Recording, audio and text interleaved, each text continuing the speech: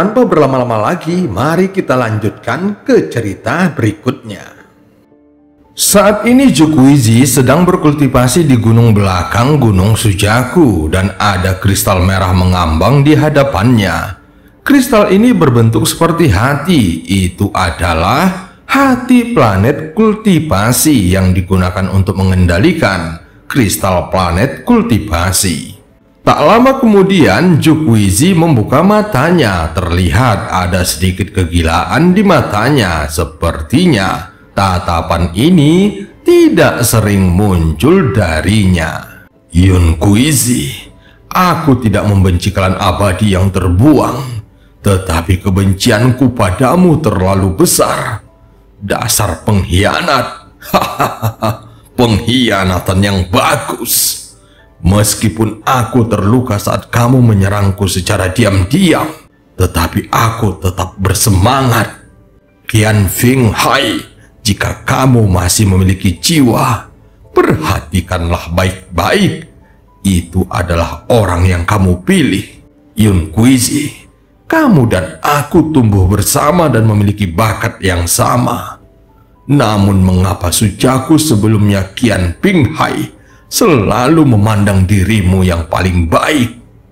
Dia selalu memujimu, namun bagiku dia selalu penuh cacian. Dia selalu menatapku dengan tatapan dingin. Rasanya dia ingin membunuhku jika aku melakukan satu kesalahan saja. Saat dia memberiku formasi Sujaku misterius, aku sangat bersemangat dan merasa sangat berterima kasih kepadanya. Aku bahkan melupakan semua ketidakbahagiaan di masa lalu dan hanya memikirkan satu hal di benakku: memberikan hidupku untuk planet Sujaku dan menjadi Sujaku yang baik.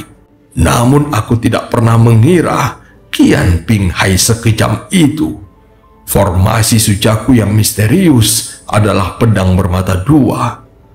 Setiap kali digunakan, jiwa asal akan mengalami kerusakan besar. Jika terlalu sering digunakan, maka jiwa asal tidak akan pernah bisa pulih. Bahkan walaupun dia sudah mati, aku masih tidak mengerti mengapa dia melakukan semua ini. Jika bukan karena aku telah merencanakan secara diam-diam selama bertahun-tahun dan akhirnya mendapatkan kristal planet kultivasi dari Sujaku terakhir ketika dia meninggal, aku khawatir Sujaku generasi yang sekarang bukanlah diriku.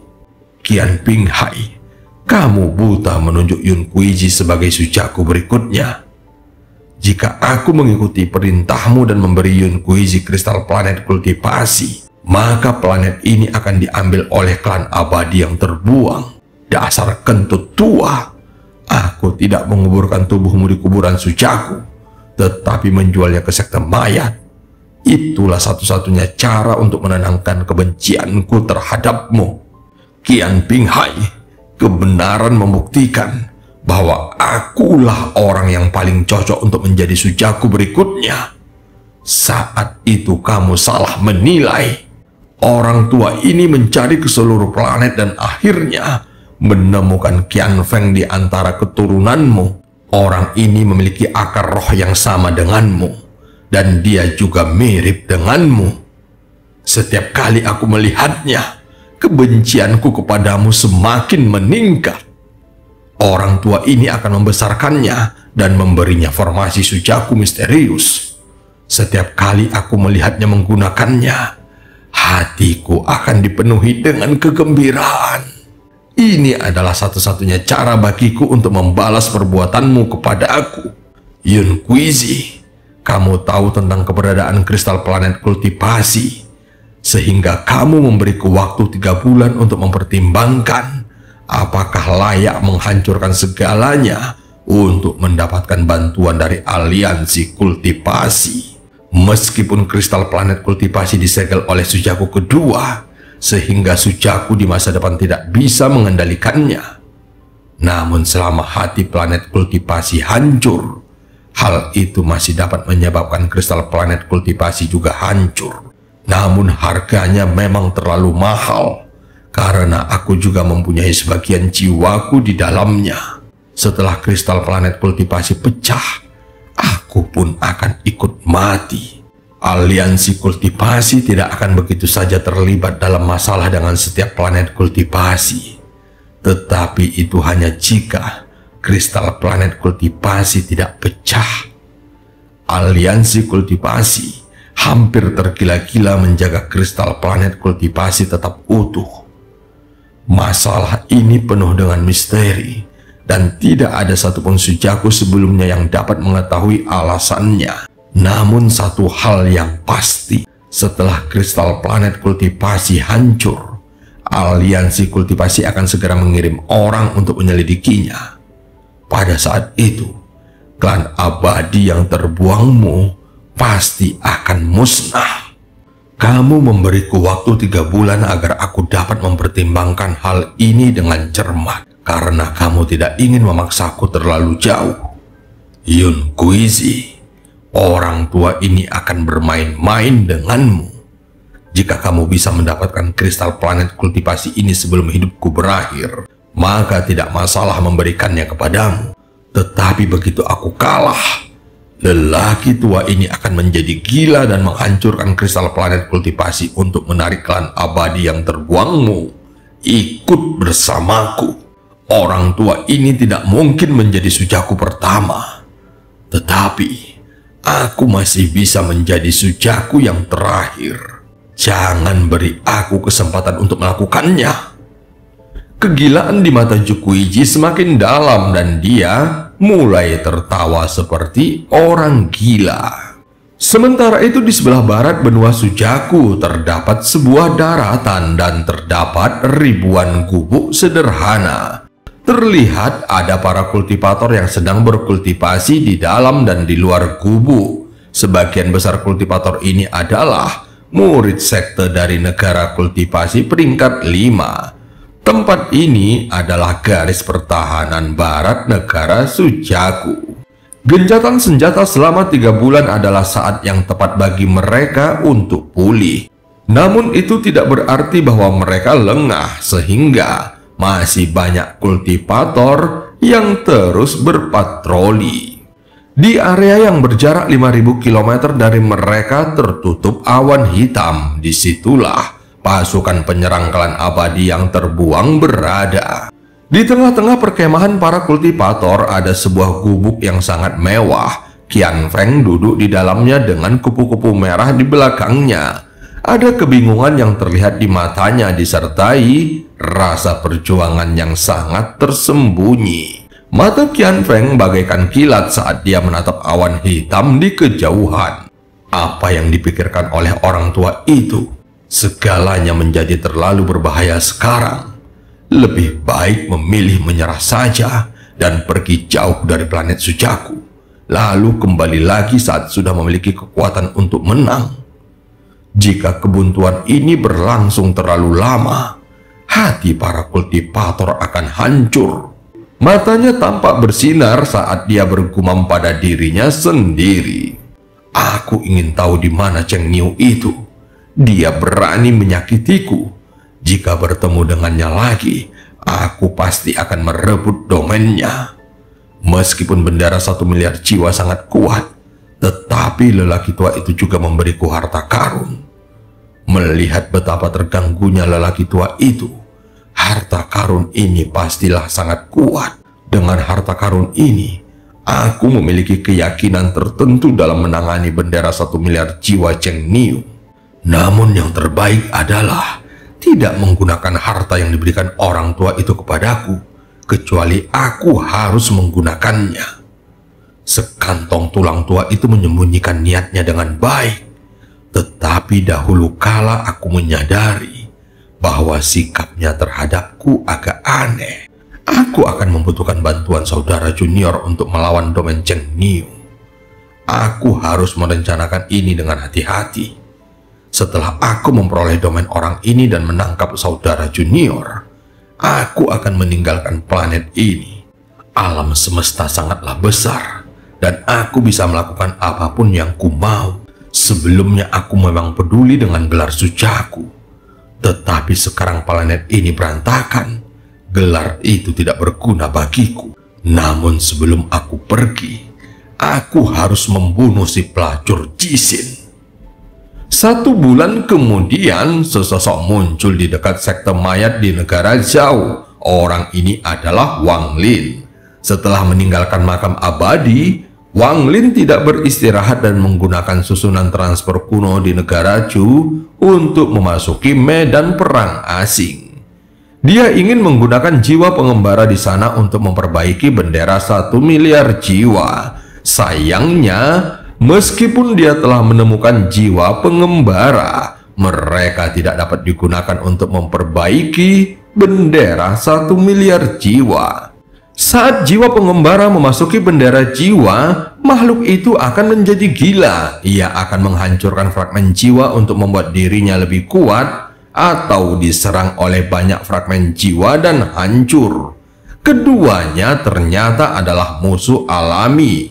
Jadi seperti api dan air, sehingga tidak mungkin bisa menyatukan keduanya. Akibatnya, dia gagal menggunakan jiwa pengembara untuk memperbaiki bendera 1 miliar jiwa. Mengenai pemakan jiwa, Wang Lin menangkap 1 untuk diuji, tetapi hasilnya sama saja. Jadi dia menyerah pada metode ini dan meninggalkan medan perang asing. Hal terakhir yang perlu dilakukan Wang Lin adalah mencari tubuh raksasa di bawah sekte mayat di negara Zhao. Tubuh ini milik leluhur klan iblis raksasa yang membawa klan iblis raksasa ke planet Sujaku. Saat ini, Wang Lin membawa kapak raksasa milik leluhur pendiri ini di tas penyimpanannya. Wang Lin datang untuk mengambil sejumlah besar darah dari leluhur klan iblis raksasa ini, sehingga tubuh aslinya dapat menggunakan darah tersebut untuk menggunakan teknik para dewa kuno. Ini adalah bagian dari persiapannya untuk meninggalkan planet Sujaku. Wang Lin tidak tertarik untuk terlibat dalam kekacauan di planet Sujaku. Dia hanya ingin mendapatkan kristal planet kultivasi untuk mengambil kembali bagian jiwanya. Kemudian, dia akan pergi ke planet Tianyun untuk menemukan Tian Yunzi dan menjadi muridnya. Dia kemudian bisa menerobos ke tahap Ascendant di bawah langit yang baru. Di masa depan, dia pasti akan kembali ke planet Sujaku, tetapi pada saat itu, dia tidak akan menjadi orang yang terjebak di dalam rencana orang lain. Dia akan menjadi seperti seorang kaisar yang harus dijunjung oleh Sujaku saat ini. Aku pasti akan memiliki kesempatan untuk melihat organisasi kuat seperti apa sebenarnya aliansi kultivasi ini. Setelah bergumam pada dirinya sendiri, Wang Lin menarik napas dalam-dalam. Saat dia melihat ke langit, keinginannya untuk pergi semakin meningkat. Sebelum pergi, meskipun aku tidak punya cara untuk menghadapi Juguizi, namun aku harus menguji kedua muridnya Liu Mei dan Qian Feng. Di ujung barat negara Zhao terdapat dataran yang sangat dingin, bahkan para kultivator pun jarang menginjakkan kakinya di sana. Selain suhu yang sangat dingin, tempat ini memiliki aura 9 bumi, sesuatu yang bahkan para kultivator Nation Soul tidak ingin menyentuhnya karena akan menyebabkan terluka parah. Namun sosok Wang Lin bergerak melewati dataran ini seperti hantu. Dia sekarang bisa melihat bahwa tempat ini dikelilingi oleh formasi raksasa. Jadi orang normal sama sekali tidak akan bisa memasukinya. Namun saat ini formasi seperti ini sangat mudah dipatahkan oleh Wang Lin. Dia berhenti di suatu tempat di dataran, lalu mengambil satu langkah dan menghilang. Ketika Wang Lin muncul kembali, dia sudah berada di bawah tanah. Dia melihat ke sekeliling dan melihat terowongan tak berujung di dalam sekte mayat, dan itu seperti labirin. Ada beberapa kultivator yang sedang berkultivasi di masing-masing gua tersebut. Orang-orang ini berada pada berbagai tingkat kultivasi. Sebagian besar berada di tahap foundation establishment. ada beberapa di tahap formasi inti, dan bahkan hanya sedikit yang berada di tingkat Nesensol. Kekuatan jiwa Wang Lin menyebar dan seluruh sekte mayat muncul di benak Wang Lin. Kemudian perhatiannya fokus pada gua di pusat sekte mayat. Li Qingping yang merupakan ketua sekte mayat di negara jauh diam-diam berkultivasi di gua besar di pusat sekte mayat. Terlihat ada awan kabut hitam di belakangnya yang memiliki banyak tentakel. Penampilan luarnya membuatnya tampak seperti berusia sekitar 40 tahun meski sebagian rambut di kepalanya telah memutih. Namun dia masih terlihat sangat tampan. Dia telah bertanggung jawab atas sekte mayat di negara jauh selama 200 tahun dan selalu sangat berhati-hati. Dikarenakan jarang berinteraksi dengan dunia luar, membuat sekte mayat semakin misterius di negara jauh. Dia menghabiskan seluruh waktunya dalam kultivasi pintu tertutup dengan harapan mencapai tahap formasi jiwa sebelum jiwa di dalam boneka mayatnya mengambil alih tubuhnya. Begitu dia mencapai tahap formasi jiwa, maka markas besar sekte mayat di planet Sujaku akan menyiapkan tubuh yang baik untuknya. Hasilnya, dia bisa menjadi murid inti dari sekte mayat, dan jika kinerjanya bagus, maka dia mungkin akan dipindahkan ke markas besar. Li Qingping yang sedang berada di dalam ruangan tidak bisa mendeteksi kekuatan jiwa Wang Lin sama sekali. Namun kabut hitam di belakangnya bergetar ketika dua mata hantu muncul di dalamnya. Namun apa yang terlihat dari mata itu bukanlah ketenangan, namun dipenuhi dengan ketakutan dan teror. "Senior," sosok itu gemetar dan hendak berbicara. "Kamu adalah anak kecil yang menarik dan dapat mendeteksi kedatanganku hanya dengan tingkat kultivasi formasi jiwa tahap tengahmu." Suara Wang Lin bergema di telinga kabut hitam yang membuatnya semakin bergetar. Ketika kekuatan jiwa Wang Lin menyapu, dia merasakan angin dingin mentransmisikannya, sehingga jiwa asalnya menjadi tidak stabil dan berada di ambang kehancuran. Hal semacam ini hanya terjadi ketika dia menghadapi para tetua sekte. Sosok hitam itu dengan cepat berkata, dan suaranya terdengar gemetar. "Mohon ampun senior, alasan mengapa junior bisa menyadarinya adalah karena metode Domain Junior berhubungan dengan kekuatan jiwa, sehingga aku bisa menyadarinya." Dia tahu bahwa dengan kekuatan senior ini, bahkan jika dia memiliki tubuhnya, senior tersebut akan dapat membunuhnya dengan mudah. Dia menduga orang ini adalah monster tua transformasi jiwa. "Oh, kamu berasal dari sekte mana?" Wang Lin mengirimkan pesan dengan kekuatan jiwanya. "Senior, aku tidak berasal dari planet Sujaku, tetapi junior ini dari sekte Mile di planet Tianyun. Junior sebelumnya kehilangan tubuh dan menghabiskan banyak sumber daya untuk membeli tubuh dari sekte mayat," jawab kabut hitam dengan cepat, dan dia tidak berani berbohong tentang apapun. "Jika kamu seseorang yang berasal dari planet Tianyun, mengapa kamu ada di planet Sujaku?" Kekuatan jiwa Wang Lin terasa dingin saat mengatakan ini. Persepsi tajam kabut hitam tentang kekuatan jiwa benar-benar bagus. Jadi dia segera bisa mendeteksi dinginnya kekuatan jiwa Wang Lin. Tubuhnya gemetar dan dia segera menjawab, "Senior, tolong jangan marah, jangan marah. Jika aku pulih di planet Tianyun, biayanya akan terlalu mahal. Junior tidak mampu membayar batu giok surgawi sebanyak itu. Jadi aku hanya bisa memilih untuk memulihkannya di planet Sujaku. Meski membutuhkan waktu lebih lama untuk menguasainya, namun ini adalah pilihan terbaik untuk junior." Mendengar penjelasannya, Wang Lin segera bertanya lagi, "Siapa namamu?" Kabut hitam dengan cepat menjawabnya, "Nama junior adalah Zhou Yido." Jawaban hati-hati dari kabut hitam mengingatkan Wang Lin pada Suli Guo. Zhou Yido. Mata Wang Lin berbinar dan kekuatan jiwanya membentuk kepala raksasa yang menjangkau ke arah kabut hitam. Zhao Yiduo ketakutan dan segera meninggalkan tubuh Li Qingfing. Dia mencoba menghindari tangan itu dan kemudian berkata, "Semua yang dikatakan junior ini adalah kebenaran. Itu kebenaran." Dia memiliki hubungan misterius dengan Li Qingfing. Saat Zhao Yiduo bergerak, Li Qingfing terkejut dan dia berteriak, "Siapa?" Riak muncul di udara saat Wang Lin keluar. Kemudian dia menatap Li Qingfing dengan dingin. Hanya dengan sekilas saja menatapnya, tubuh Li Qingfing langsung gemetar dan mulai basah oleh keringat dingin. Dia diam-diam mengutuk di dalam hatinya.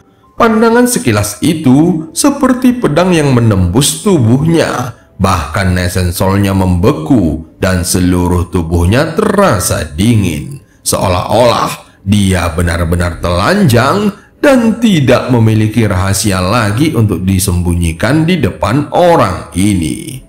Kemudian Wang Lin dengan dingin berkata, "Kamu diam." Lalu dia memandangi kabut hitam yang berkerumun di sudut gua. Li Qingfing menghirup udara dingin melihat adegan ini. Dia tidak berani bergerak sedikit pun karena keringat dingin terus menutupi dahinya. Bahkan ketika dia bertemu dengan senior formasi jiwa di markas besar, tidak satupun dari mereka yang memiliki 1/10.000 aura yang dimiliki orang ini. Sehingga jantung Li Qingfing berdebar kencang saat dia berpikir dengan getir. Transformasi jiwa? Itu pasti monster tua transformasi jiwa. Kapan monster tua ini sampai di sini? Tangan kanan Wang Lin terulur dan jiwa asal Zhao Yiduo diseret dari sudut. Wajah Zhao Yiduo ini dipenuhi dengan kepanikan saat dia berteriak, "Senior, aku adalah pelanggan dari sekte mayat. Jika kamu menangkapku untuk memurnikan harta karun, sekte mayat pasti tidak akan membiarkanmu pergi begitu saja." Wang Lin segera mencibir dan dengan tenang berkata, "Siapa bilang aku akan memurnikanmu menjadi harta karun?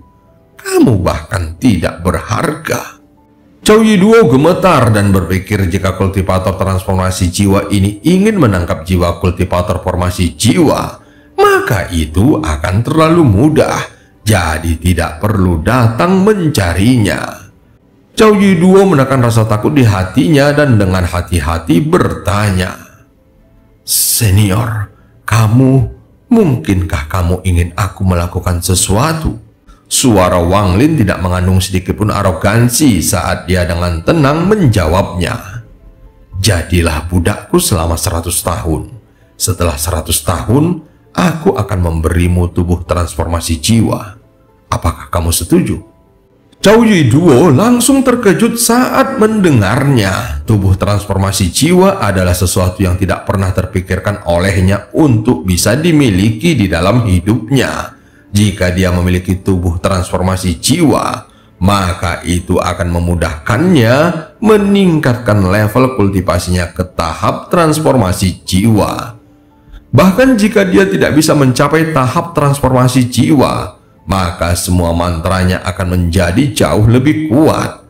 Harus dikatakan bahwa tubuh transformasi jiwa seperti tubuh makhluk surgawi.